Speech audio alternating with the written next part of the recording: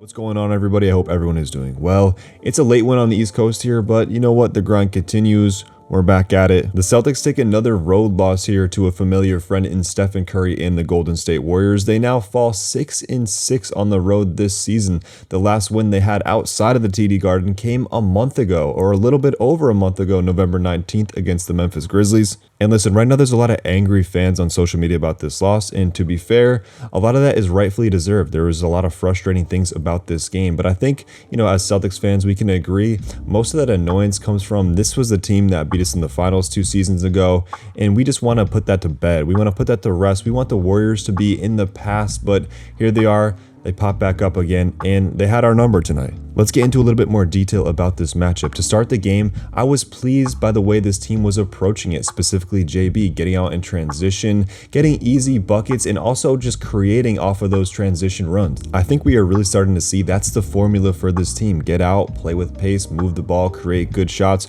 Of course, it's easier said than done, especially against the Warriors because those guys make a lot of baskets, and we all know it's harder to run off made baskets. But after the game, when you look at the box score and you see the team shot 58 threes, it just screams settling. And that's really the story of the game tonight. The Celtics failed to be dynamic for a full 48 minutes. If you look through the box score, Tatum shoots 9 threes, Al shoots 10, Holiday 1 for 5.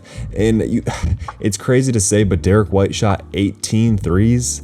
18, you can't complain about it too much because he was 38% on 18. So that's that. And this has been an issue or a little bit of a pattern for this team going back 3 or 4 seasons now. And I think to myself, why?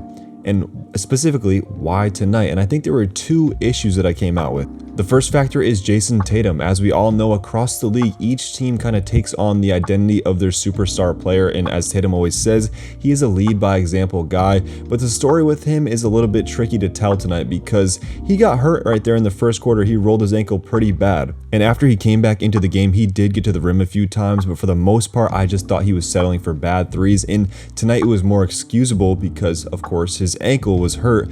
And you know what? To be fair, I thought the team did a good job of keeping up that pace they'd been playing with. I feel like Tatum's lack of aggression or just injury really rubbed off on the team. By the time the fourth quarter came around, there was not a lot of pace there, not a lot of ball movement, just settling for bad shots time and time again. But if it was just as simple as the injury, I wouldn't be bringing it up. But you guys heard me last episode. I said Tatum has to stop settling. I went through that list this month of, December. His 3-point shooting has been atrocious. He just needs to stop leaning into that. Sometimes he really has it going and that's okay, but he needs to start leaning into what he's best at. He gets to the rim at will. He put on that weight for a reason. He's able to draw those fouls now. He's able to finish through contact. We need to see that more consistently. But again, as I keep saying, tonight the guy was hurt, so he gets a pass, and it's like, what are you supposed to do if you're Missoula? Your superstar player is not really helping you much. Are you just supposed to sit him? I mean, I feel like that's just a tricky situation. And my second takeaway as to why this offense still falls back into bad habits, it seems like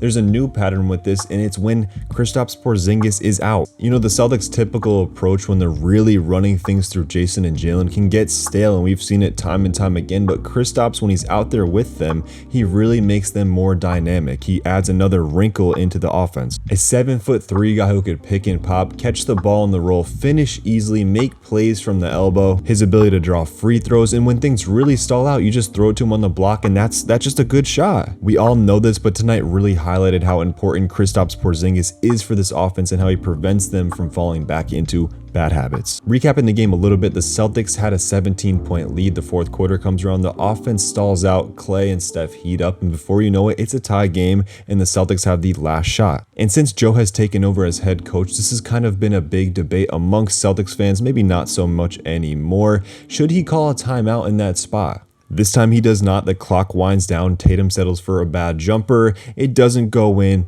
They go into overtime and go on to lose the game. Personally, I have never had too much of an issue with Joe's timeouts, especially in those mid-game runs. We've seen it time and time again. The opposing team goes on a run. A coach calls a timeout. When the timeout's done, the opposing team just continues to go on the run.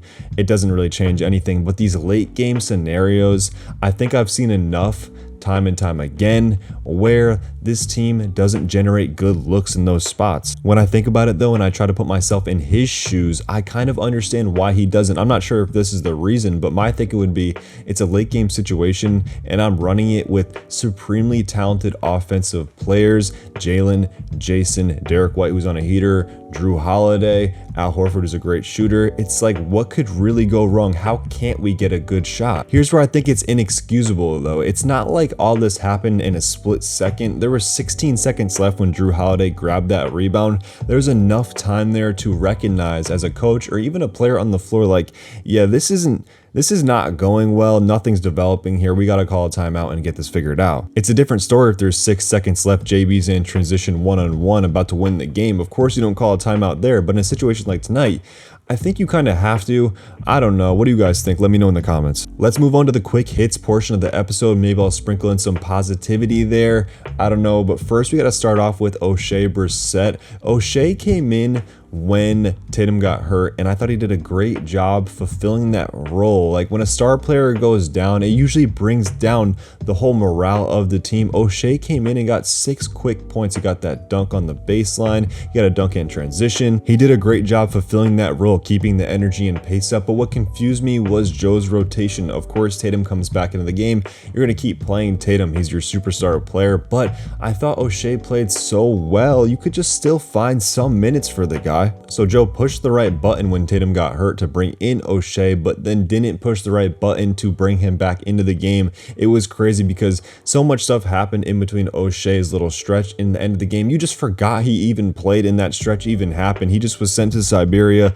I don't know, he deserved better tonight. And let's stay on the bench. Kata makes the most of his minutes tonight, playing 21 minutes, putting up his first double-double, 10 points, 10 rebounds, 6 of those being offensive, and he's just doing so many things well right now. It's the energy, it's the physicality, it's the shot blocking, and he screens his ass off. I think that goes underrated, but he's a great screen setter. I think what holds him back from taking Luke's spot, not saying I want that to happen, but I think it's a possibility. What holds him back though is just Joe's trust. Joe trusts Luke because Luke's been here longer. He's more familiar with the guys, with the rotation, what he needs to do.